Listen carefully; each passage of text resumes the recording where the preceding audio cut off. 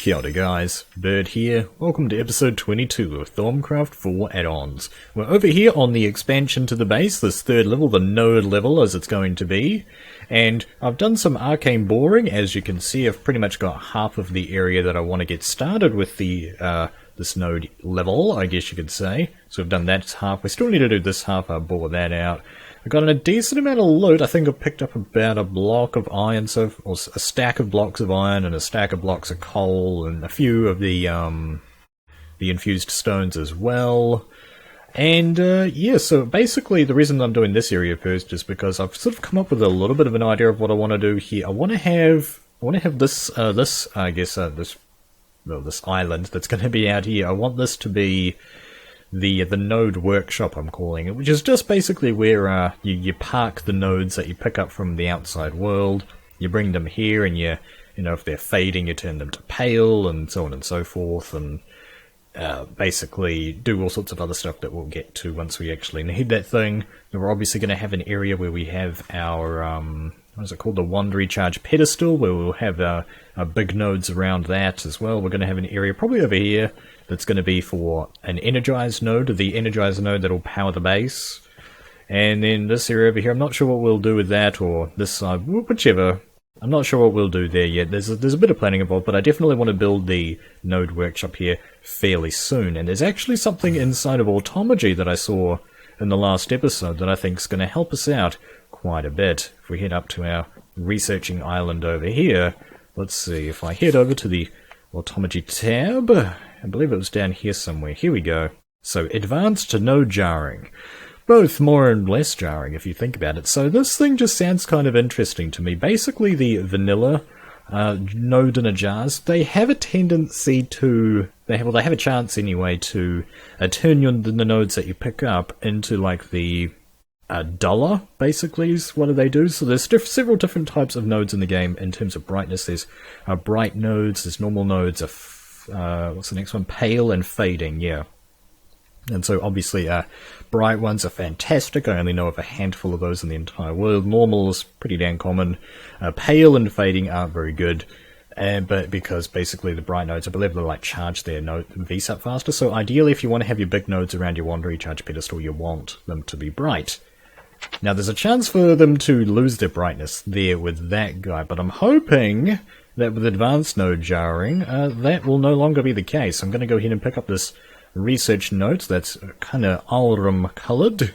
Then sure enough, Alrum is right there. We also have Iter, Ordo, and Lucrum here as well. So let's see if we can get started by doing the researches for these guys. So this one should connect straight to Player Contatio probably, because I can think of better ways for that to go. Perhaps Potentia right there. What about Lucrum? Humanus Fames. Yeah, okay, I think we'll go Fames right here, and then that connects to Victus. Could try that. And Potentia right there. Yeah, that should work actually. Cognitio is what I'm thinking. Maybe I can do a Cognitio there. Something like that, and then this guy right here. Why am I doing Cognitio there again? I thought that was, oh that's right, because I'm going to go Potentia Ignis, that's right. Potentia, and then I guess we'll throw Ignis right here actually, something like that. And then we can connect those two guys up. Spiritus, where are you? Right there, like that I guess. Cognitio. Cognitio. There we go. So that's those two bound up, and then we've got these two over here. Iter is a bit of a harder one, isn't it? It's just kind of out on its own. Multus and Terra, so I guess we're going Multus, aren't we? We're going to pick up a spare one, and bring it down this way, and then that can connect straight to Ire, and then Luke's, I'm thinking, is probably the best way to do that. And then those guys over there need to link up. Probably the best thing to do might be to go through a Periditio. We're already using Spiritus, so we have to be a little bit careful about how we do this, so let's get started anyway with a Permutatio and Periditio. We can't connect those with Wakwas, unfortunately. I don't think so. If only that wasn't there, that kind of sucks. Okay. Let's try going around then. So we got Wind Gloom. No, that's probably not going to help. Here we go, Winenum. We might be able to use Aqua, so that's definitely a plan. Maybe there's another way that we can do it. Yeah, I think we'll just go ahead and do Winenum. So, Winenum, Aqua. Let's get Tempestus down while we're over this side of the tree. And get Aqua down. And there you go, that's how you do it, with just one aspect used. Very nice. So both more or less jarring when you think about it. Advanced no jarring. Bada bing, bada boom. Okay, no picture right there for whatever reason. But okay, let's go ahead and read about it. You've finally found a way to jar nodes without damaging them. Yes! This is fantastic, that's what I was hoping for. Utilizing your breakthroughs in warding magic, you can construct the jar in so stable a fashion that the normal pressures exerted by the process are minimized to levels where the node is guaranteed to remain unscathed throughout. Very, very awesome. Build the structure around the node as normal, but replace the ordinary glass with warded glass, and the planks with silverwood logs. Next, ward the logs using a warding focus. I see, okay. Finally, right-click one of the warded logs with a wand or similar tool that has no focus equipped. Okay, so that's the thing right there. You need a 3x3 of warded glass, and it says great wood log right there, but it says silverwood log here. I'm going to assume that it's silverwood log because the picture there. But okay, so that costs 125 of each of the primals. Okay, so we can't use a scepter though. I was thinking we could just use a scepter right there, but you need to actually use the warding fur plus. Oh no, I guess you can take. We can take the scepter. Yeah, we should be able to use the scepter still to actually do the final thing. Now that I think about it, but okay. So the sentence right here: if you have the requisite vis, the node will immediately be jarred, safe and sound. Very, very good. This is exactly what I was hoping for. So maybe we won't quite need the workshop. I guess there are actually still nodes out there that are pale and fading anyway, so we should be able to pick them up and bring them back.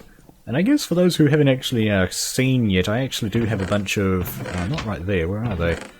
Oh, probably up here. I have a bunch of nodes saved up already. We've got a few pale ones. Because when I picked them up, most of them turn pale. And this one's even fading.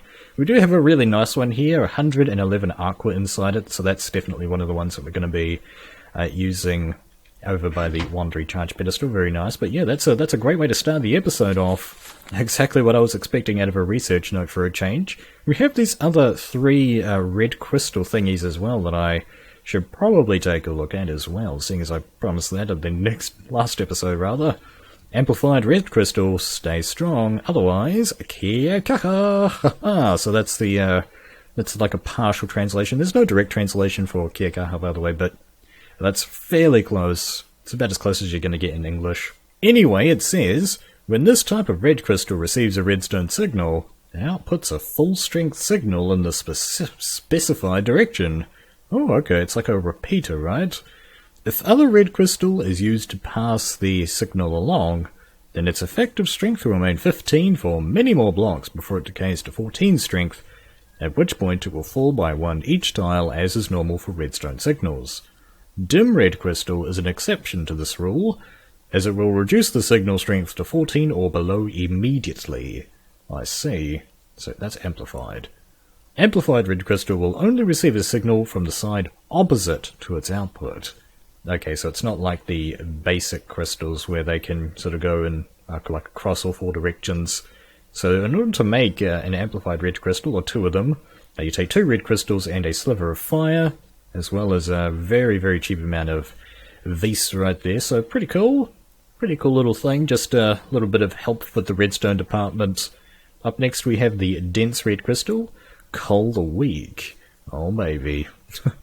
The structure of dense red crystal is such that weaker redstone signals cannot penetrate it, preventing the signal from being passed on. Fortunately for you, its structure is magical and can be altered at your whim. In effect, dense red crystal will always output either a signal at least equal to the strength you specify, or no signal at all. To change its minimum required strength, right-click the center of a dense red crystal with your wand. I'm not quite sure what is going on here. This is something that we're going to have to mess around with by the sound of it, and this takes a A sliver of earth, okay. And then we have the dim red crystals. Less is more. You can say that again. This variety of red crystal allows you to cap the signal strength it emits to a specified value. This can be useful when devices react differently to specific signal strengths, for example. It can still output a strength lower than the cap, so there are some situations where you may want to pair it with something else, such as an amplified red crystal or redstone torch. To change its cap, right-click the center of a dim red crystal with your wand.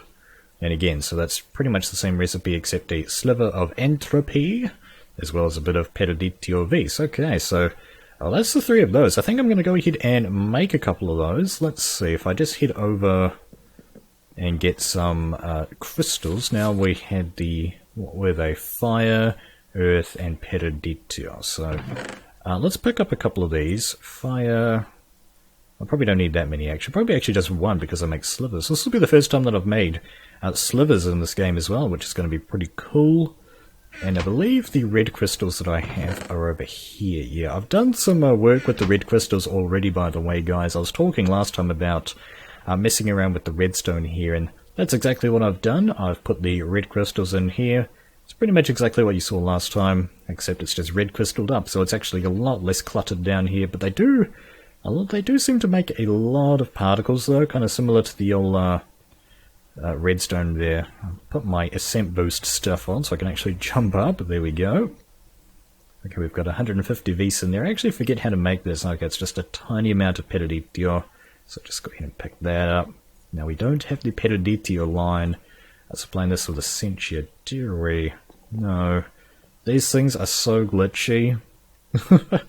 I wish that there was a way to fix them. I mean, there doesn't seem to be any sort of way to fix them. You guys haven't really been telling me about that at all, to be honest. But let's go ahead and get, oh, I don't know, probably just, yeah, probably just two of them is a decent start for now. So I get four, no, just two more like that, yeah. And then get this dude, throw that in there, the dim red crystal and the dense red crystal. So we can try these things out and see exactly how they work. Would be a good plan. What am I going to do with these slivers, though? Can you scan them? I did scan red crystal. Let's go ahead and, what am I doing? Trying to test these things out. Not even following rule number 1 of Thaumcraft, guys. Let's go ahead and put down these various crystals. Let's see what they have inside them. Oh, I think we did get it just in time. Oh no. I don't think I got it actually. Throw that dense back down. There we go. So they've just got a bit of, well, they're actually all the same, aren't they? Yeah. Oh no, okay, the primal changes right there. Okay, fair enough. Let's get these slivers down. Yeah, so once we break these things down, we're just going to have a lot of these spare slivers all over the show, aren't we? One small thing about them. Oh, okay, it's sort of interesting. A nice way to get some primals on the cheap if you need some really quick. Although it's not really that efficient to get them, is it? Yeah, the primals are pretty easy to get because they're often coupled with something else, so you're often overflowing with primals. I got a ton of Ingis and Terro, sorry, just hanging out over there. I don't have any more space in my loot chest though, so it's literally capped out, so we're going to have to throw these guys up somewhere else for now. Now, do we have any levers around that we can just quickly test this stuff out with? I did last time. Oh, here we go. I'll just bring some levers with us. So let's go ahead and head back down to our area. I cleaned everything up last time. So let's bonk this dude on. We've already seen red crystal, so we know how this works. I'm not sure if I can see the signal strength from here. So what happens if I just bonk that with that? It doesn't do anything. So if I put this down though, okay, and I can change the direction. I see. Right. So it has to receive the input from the opposite side of the output. So it's pretty much what that says to me is repeater. Repeater. I don't think there's any way to see the actual signal strength either. Perhaps I can get some vanilla redstone to see if, visualize that a little bit, see if that'll actually bonk the strength down. Bring this stuff with me. Hopefully that's enough.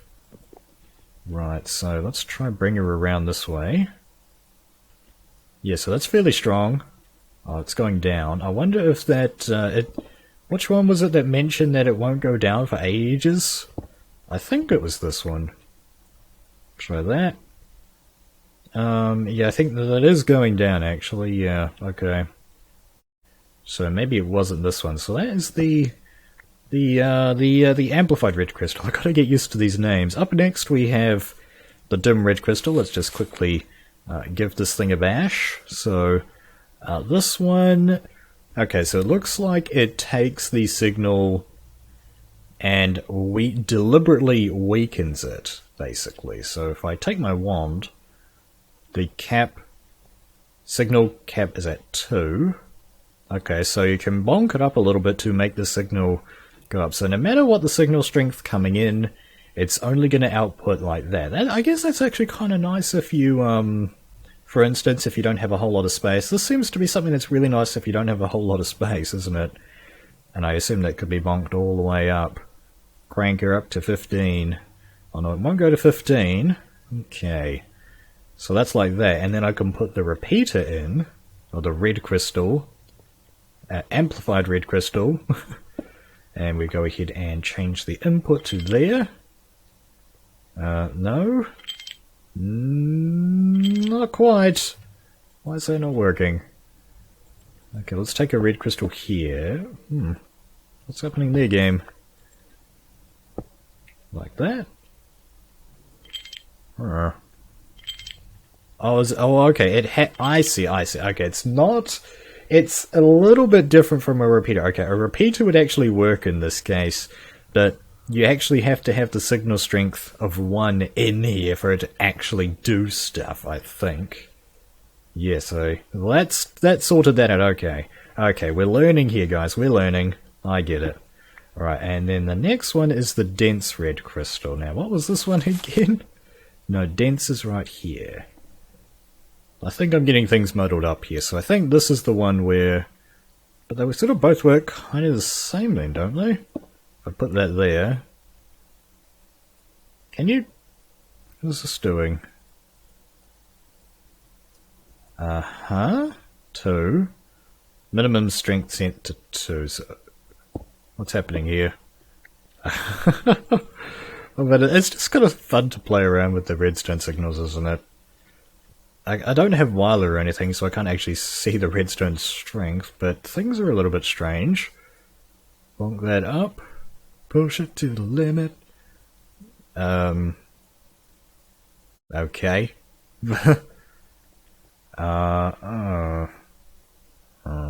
I think I get it. This one is kind of like... It's like a NOT gate, sort of. Okay, so if it's like... If the signal strength coming in is higher than the number that you set, then it just won't do anything. But you can change it, and then the signal will just keep going. I think that's what's going on here. Okay. Well, that was a bit of a decent play around with these dudes. I'm going to have to probably just mess around with these a little bit more off camera, just for my own sake. I imagine a bunch of you guys have already seen all this stuff and sort of know how to use it already. Unless, let me know, of course, if you're new to Automagy, and we'll go through things a little bit more. But most of the people watching this series have pretty much already done most of the mods, I think, because a lot of you guys have been recommending stuff. Alright, let's finish things off with another new discovery here. Let's see what we can do next. Maybe not something quite redstone related. Fishing enchantments could be a thing. What have we got here? A greedy chest. Greed is good. Wicked is good if you watch the Maze Runner movies or read the books. Let's get a research note for that, dude. So that's actually kind of boring color right there. Boring mode. It's not even colored at all. Not colored at all. Probably the Wakwas or Lucrum color. Okay, anyway, so let's see if we can get these things going here. Lucrum, let's see, Lucrum, that's like Farmers and something else, and then Farmers is Wakwas and week 2. So maybe we'll go Humanos, maybe? This could be a...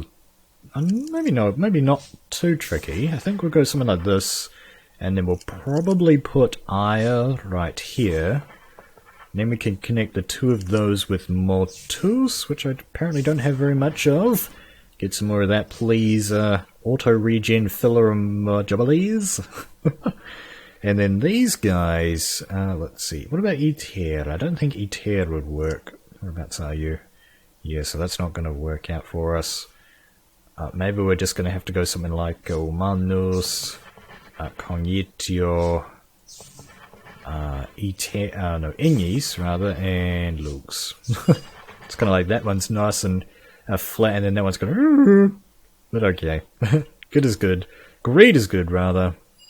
I'll pick that up, and so that looks like some kind of... I'm guessing this is like an upgrade for the Hungry Chest. Oh, hello. So that's unlocked 2 things. That's the Thirsty Tank, Unquenchable, just, and then the Enchanted Paper, the Letter of the Law. That sounds like a fun thing. The Greedy Chest, though. Man, there's actually more chests, aren't there? Holy crap. What has this got to say? You have sometimes wondered whether the nature of the Hungry Chest was actually tied to true gluttony, or if you were merely oh my gosh. Okay. Anthropomorphizing a simple, largely immobile automaton. Wow. There's just something about the sound that it makes when it gobbles things up, I know, right? You've been unable to detect any cognitive ability within the things, but your studies have nonetheless led you to methods by which other needs could be imbued upon such objects. It was a small jump to go from a basic hunger to primitive greed, though harnessing this into something useful to you required the invention of some special components. Hello, it's like a golden eye of Ender, an Avarice Pearl. So you take an Ender Pearl, 5 Lucrum, and you get an Avarice Pearl, and then you take the Avarice Pearl and surround that in Great Wood and a Trapdoor, and you get yourself a super duper mega flooper Hungry Chest, or just a Greedy Chest, whichever you want. The Greedy Chest steals items as they are placed in adjacent inventories. Oh, okay. In effect, 50% of everything put into its neighbours ends up inside the Greedy Chest instead, provided the items will fit. If you right-click it with your wand, you can change this behaviour so it takes more or less, attempts to maintain a stock, or takes only items that surpass a given threshold. You can also choose which neighbours it will steal from. The chest will not take from hoppers below it, nor can it steal from another greedy chest that is set to take from its location. You are working on a way to make a chest covet only specific things, a filtering mechanism of sorts. But this should be a good start. In the meantime, the other properties of this pearl you have discovered seem interesting. A normal ender pearl teleports you when thrown, but this one is more keyed into nearby items. Perhaps you should take it out for a spin. You might even learn something. Oh, okay. This sounds like a really fun thing. Wow. We'll go ahead and try this guy out in the next episode, I think. This sounds like something really fun. This is actually something that I've needed for quite some time, particularly around the tree farm, which I've turned off at the moment. Yeah, I want to be able to send pretty much 50% of my wood over to this guy over here to get turned into charcoal, and I basically just want to send the other 50% over here. But obviously if you're like full up on wood, you want to send it over to here, and if you're full up on charcoal, like turn the system off. There's probably a whole bunch of stuff that I can do to, you know, sort of redstone that up, and now that we've got the dense red crystal, that's probably possible, isn't it? That's going to have to be in future episodes here of the series, because we are out of time for today. I bet you guys enjoyed the episode. Thank you very much for watching. Kia kaha. And I'll see you in the next episode.